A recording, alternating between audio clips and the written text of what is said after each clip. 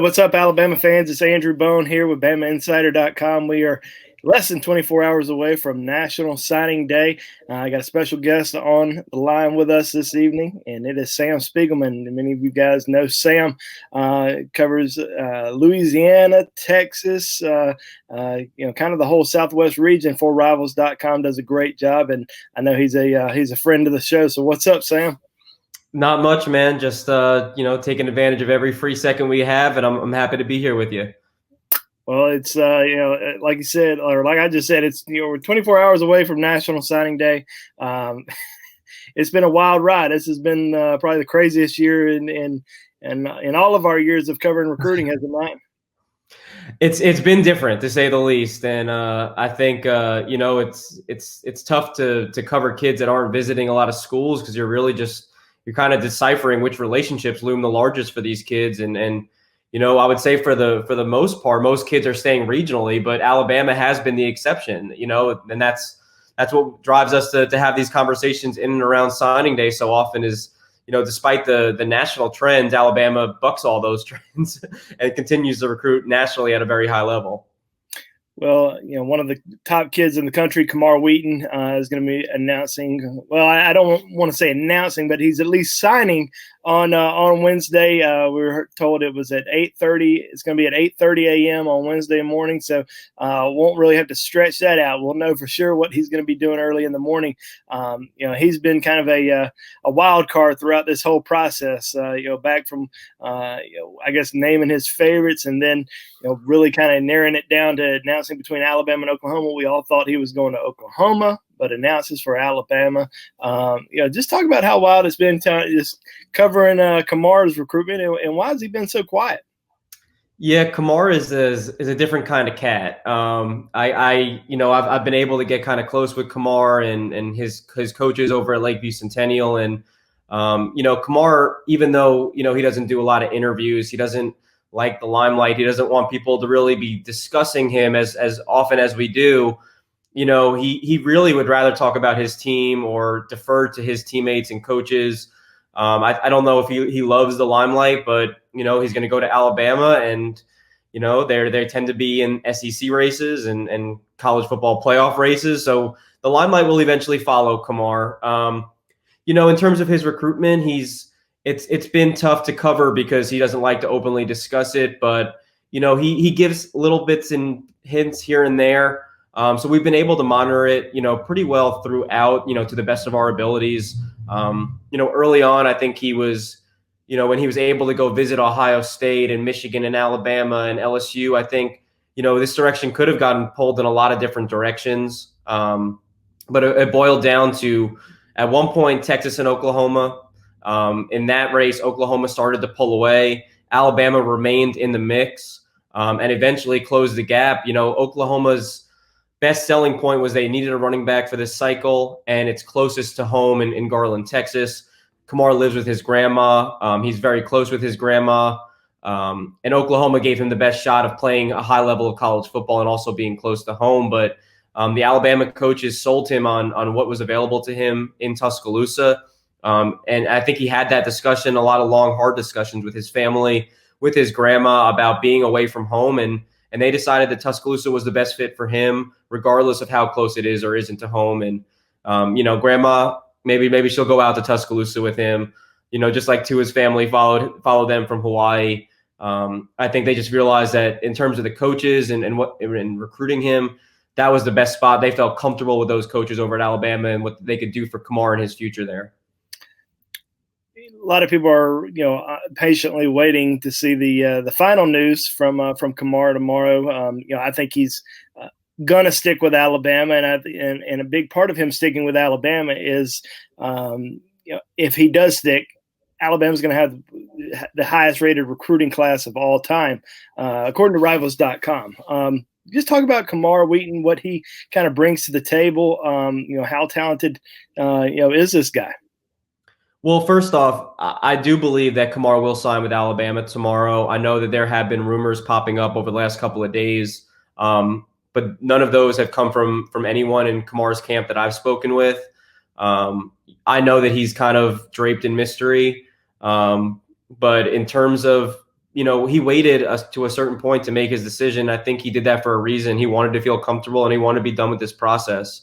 And I think he feels good about Alabama, even after some of the staff changes, about his future there. In terms of his ability on the field, what an explosive home run threat. I think he's a little bit different than the running backs we just saw at Alabama, like Najee Harris. He's more of a speed guy, a slasher, can break tackles, he's really improved his ability to catch passes out of the backfield. We don't know what Alabama's offense is going to look like now that Coach Sarkisian's at Texas. So if you start looking at their backfield, you got guys like Camar Wheaton. I can see them spreading it out, getting him involved in the passing game, letting him cut outside, make a lot of, and obviously he's going to split time with all the other talented running backs there. But you can design an offense around Camar Wheaton, and that offense is going to score a lot of points. He's just that big home run threat with 6 foot, 190, 200 pounds, but 4.4 speed. And once he finds a seam, he's out. One other player I wanted to talk about, it's in your recruiting area, is Brian Thomas, a 4-star wide receiver from Louisiana. Has the top 3: Alabama, Texas A&M, and LSU. Many assume probably going to end up at LSU. But what's kind of your take as of right now with Brian Thomas as we get closer to signing day tomorrow? Yeah, if you think getting information on Camar is hard, try getting information on Brian Thomas. Again, just a fantastic athlete, 2-sport athlete, and for most of his recruitment the last 3-4 years, it's been between LSU and Alabama. And even though he lives only a couple minutes outside of Baton Rouge, it's always felt like it could have went either way. It was never, a hometown kid just kind of putting on a charade about leaving the state. I think at different points he has been leaning toward Alabama, and at points I was pretty confident he would have committed to Alabama if he would have went through with his decision. He has held off, and listen, I think there's still a possibility that we do not get an answer on Wednesday, but I think it's starting to look like Brian will reveal his decision tomorrow. I think Alabama is still in this. I believe it's going to go up until the buzzer, but it seems like LSU and A&M are battling this out right now. And with that in mind, I know that Alabama has continued the dialogue with Destin Hill out of Edna Carr. He's been a big Florida State lean for what feels like 9 or 10 months at this point. But the dialogue between Pete Golding and Destin Hill and Nick Saban has continued. He's going to also announce tomorrow morning. And while I still feel pretty confident that Florida State will be the pick for him, Alabama's still in it, and they've pulled off some surprises in December, and I wouldn't be surprised if we saw maybe another one February 3rd. One big surprise that we saw in December was JoJo Earle flipping his commitment from LSU to Alabama, and you've had an opportunity to see. And I know you'd seen him in the past, but you had an opportunity to see him in state championship. Just talk about what you saw in JoJo Earle, and also how close was he to becoming a 5-star on Rivals. Yeah, he was someone I got to see week 1 of the season, and then I got to see in my last games of the season in state championships up at AT&T Stadium in Dallas. I love JoJo Earle's game. He's been someone I've always been kind of looked at as a Marvel kind of prospect. He's 5'10", 180 or so pounds soaking wet. He's not the first guy that you're going to see off the bus, especially when at Alabama. He's going to be behind guys like Jaeden Roberts and Tommy Brockermeyer and J.C. Latham. But JoJo Earle is so explosive. He's one of the most explosive athletes I've ever gotten a chance to cover. I don't want to make the comparison to Jalen Waddle, because Jalen might be the best slot receiver I've ever seen up close, but he is in that conversation. He is so dynamic with the ball in his hands, and he's improved his game in so many different ways. His feet are so quick that he makes fantastic catches along the sidelines in traffic. He's got great hands. We see that he can beat people over the top. You can do that with the speed he has, but the way he can make people miss in the open field, he can break tackles here and there. He just adds that kind of gadget threat in an offense that Jalen Waddle, Tyreek Hill, all these speedsters can do to an offense. And, we're talking about a new offense at Alabama that has speed in the backfield with Camar Wheaton. You also can put JoJo Earle in the backfield. You can put him in the slot. You can put him out wide. You can put him at wildcat quarterback, and that's going to add so much multiplicity to any Alabama offense. And getting those two guys on board, JoJo is certainly in the 5-star conversation. He ended up, I think, finishing as the number 5 wide receiver in the country. And I think when you're a slot receiver and you warrant that respect as the number 5 receiver in the country, it says a lot.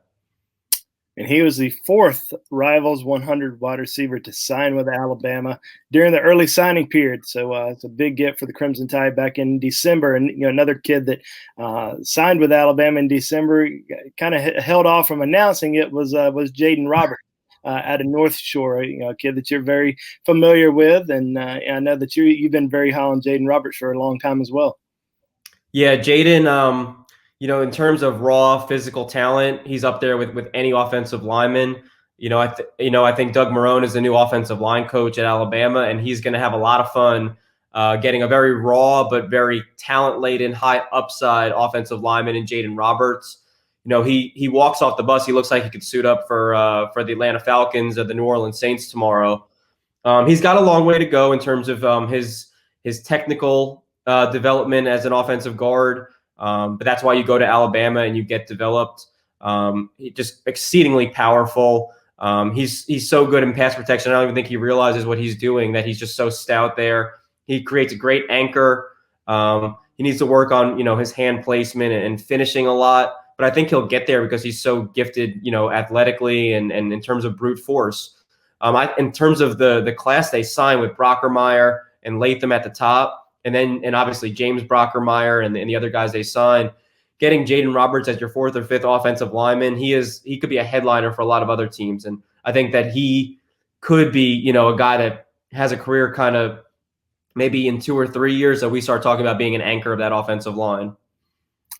Yeah, Alabama's recruited the state of Texas extremely well, but never really anything like this before. Going in there and getting the type of players that they've landed in this class, including the Brockermeyer twins, who, even though Texas was struggling a little bit, it's still pretty tough to flip those legacies.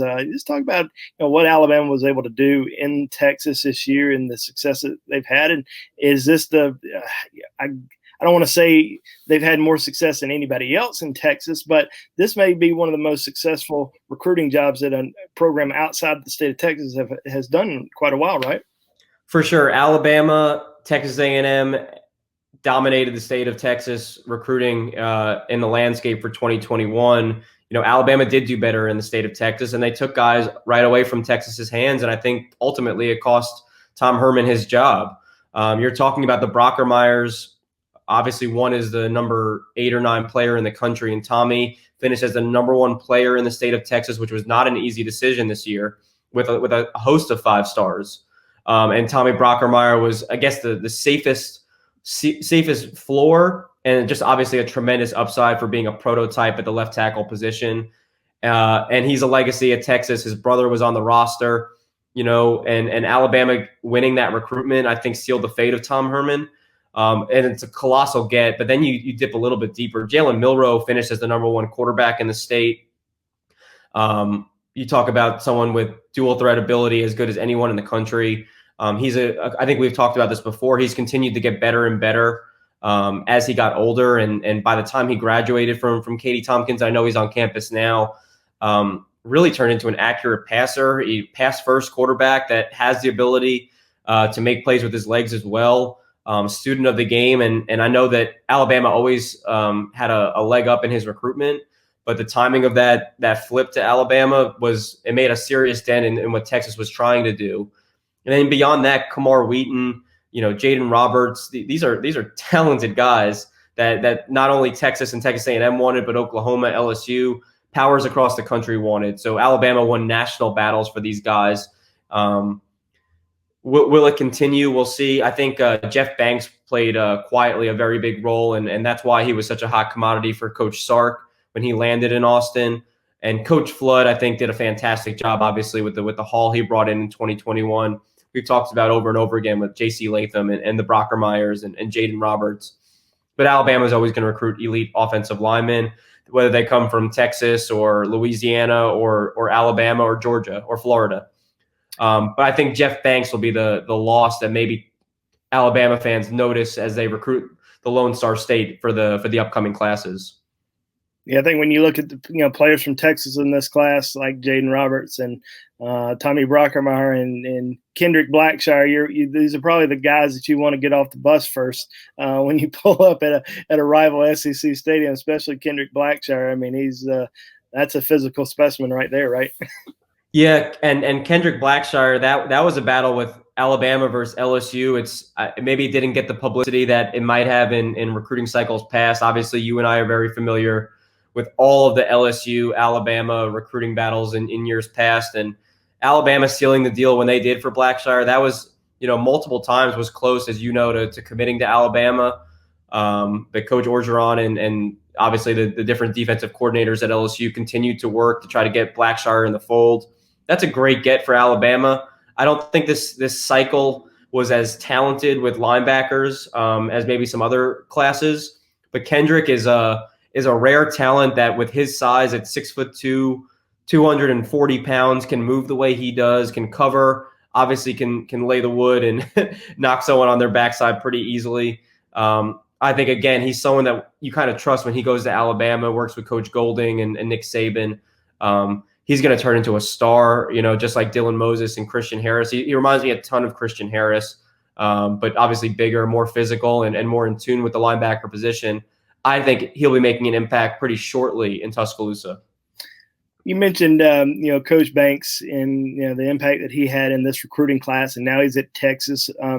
Speaking to any 2022 guys in Texas, have you heard any mention about that, or do you think Alabama is still going to continue to have success in the Lone Star State?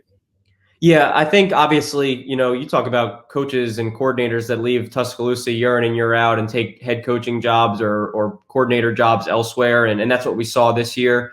That's kind of a tradition every time Alabama wins a national championship, which is basically every 700 days or so. You can count on the staff getting pulled apart. You see that time and time again, and Alabama rebounds pretty nicely. I think that Jeff Banks is a huge asset for Coach Sark as he kind of gets his feet wet in Austin. But Alabama has national recruiting appeal, and that's in Texas, and that's in Louisiana, that's in Mississippi, that's anywhere in the country. They're coming off a national championship, which, as you know, that gets juices flowing for recruits. They want to play in title games. They want to play in the playoff games. And Nick Saban, no matter who his special teams coach is, who his offensive coordinator is, who his defensive line coach is, has a habit of playing in those big games. And that's what the attraction of Alabama is in Texas. It might be a harder battle to rip them out of Texas now, with A&M is recruiting at a really high level. Oklahoma always recruits the state very well. And Texas, as we're starting to see, they got a commitment on the day after the national championship from Armani Winfield, who was being recruited by Alabama and Coach Sarkisian. You might lose a few more, but I expect when Alabama dials in and targets the guys that they want and makes priorities, they're going to be in it to the end, just like they have been in 2021 and before then. Do you see with Coach Sark and Coach Banks, Coach Flood, and that whole staff over at Texas? Do you expect Texas to kind of regain control of the state? I don't know if they'll regain control of the state, but I think that they're on track to do so. I think he's put together a really fantastic staff, Coach Sark. And, like we've talked about, it's probably the weirdest year of recruiting that we can ever recall. Coach Sark maybe had the best recruiting tool possible by having a national championship game on a Monday, taking the job a few hours later at Texas. And obviously it yielded a commitment from Armani Winfield. It's gotten the attention of other elite prospects that were, considering Alabama and Texas, and now he's at Texas. So it's an easier recruiting tool to recruit the state now. I think he's going to have an advantage because of his experience at Alabama for so long. I think it was kind of an eye opener to realize how long he's been at Alabama already. So I think, there are certain kids in Texas that would prefer to stay closer to home, and Coach Sark is going to take advantage of that. At the same time, these national guys, and Texas in 2022 in particular has a lot of those elite guys that are 5 stars, Rivals 100, Rivals 250. They're still going to listen to Alabama, but I think Coach Sark put together a good staff. He was very keen on getting Banks, which was, like I said, a key foundational piece you want. Coach Flood, whether he was at Alabama, Texas, Rutgers, is going to recruit, at a really elite level. And then getting guys like Terry Joseph, who has experience at Notre Dame, recruiting Louisiana. He's from Louisiana. That gives you a regional edge. And from then on out, it's all about the staff. But in order to recruit Texas and gain momentum, you got to prove it on the field, and that'll be his first test. I want to ask you one more question about Alabama's recruiting class, and that's Tommy Brockermeyer. He's already enrolled at Alabama. Does he, in your opinion, do you think he has the ability to contribute as a true freshman? 100%. I think, my first time seeing Tommy play live was at a Rivals camp. I think it was right before his junior season, right after his sophomore season, when he started to get all these offers.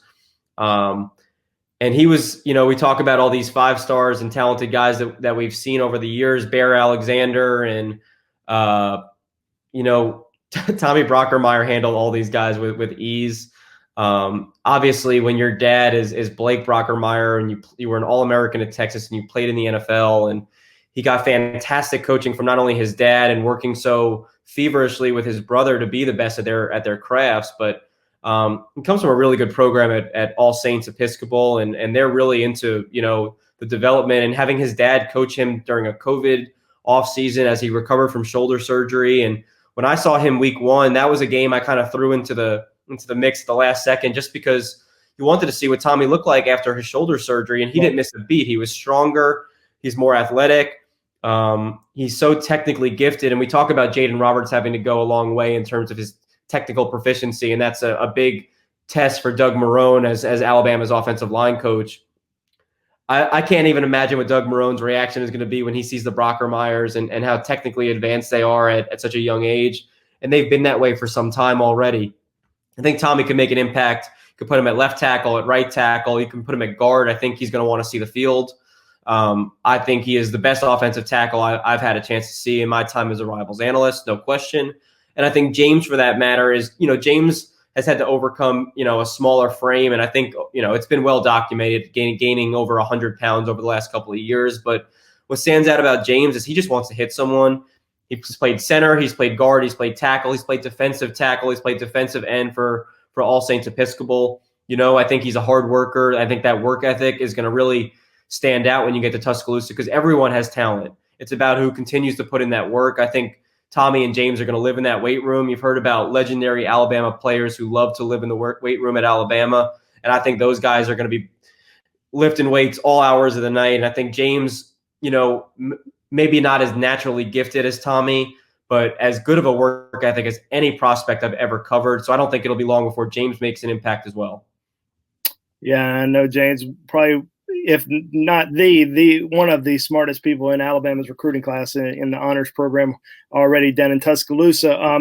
Before we let you go, got to talk to you about this new Alabama commitment. Great name, Walter Bob. I texted you yesterday to see if this commitment was legit, because I had not heard of him. You see the post on Twitter, you're not really sure. I'd created a recruiting board on Bama Insider maybe a week or two ago of all the 2022 guys on it, which was a big list, and had not listed his name on there. So people were wondering, is this guy really legit? Does he really have a legit offer? And clearly he did. Once we confirmed, and I spoke with you and spoke to some of my sources, confirmed it was a legit offer. He's a legit person, and you provided us with some good highlight clips. But let's talk about Walter Bob, and tell Alabama fans, who is this guy? Yeah, you know what? Let's say it. Pete Golding and his connections to Louisiana. This is someone that other SEC schools were aware of, and Pete Golding took a chance, and he yielded an early commitment. He's been checking on Walter Bob for several months, from what I understand. And Acadiana is, they're the top of the football world in Louisiana. They're back-to-back state champions at the 5A level, and they won one of the most exciting state championship games I've ever been on hand for a couple months ago up there in Natchitoches, Louisiana. And in that game, I say a couple hours before the game, I got a text from someone in the area who has coached with Walter Bob and said, keep an eye out for, I think he wears 88. And on their defensive line, you have an all-state defensive end, Cam George, who's going to UL. And, on their defense, you got LaTerrence Welsh, who's the top cornerback in the state for 2022. But it was Walter Bob who came up with one of two most impactful plays in that game, hustling down the line. I sent the play to you because it's such a great play. He just jars the ball loose. It was a big turnover in the game, and kind of playing out of position on the interior. He's beating guys left and right for tackles behind the line of scrimmage, a couple of sacks, and just he's a high motor player. He's 6'4", 250, and honestly, I saw him over the weekend at a little camp up there in Lafayette, and I had to ask who he was, and it was Walter Bob, who I saw in the state championship game, and he's super twitchy. He's super quick. He's going to be ranked in the 22 rankings later this month, and he's a guy that Alabama believes that they can groom and kind of bring to their potential. But in terms of raw talent, Walter Bob's got that juice, and 6'4", 250, twitchy, physical defender, can play on the edge, and obviously he plays on the interior for Acadiana. I think he's someone, again, you go to Alabama, you trust that he gets developed, but he's already catching coaches' attention already. But you got to credit Pete Golding, his connections to Louisiana and how they loom large, and he certainly woke up the rest of the SEC by not only offering but getting the commitment on Monday.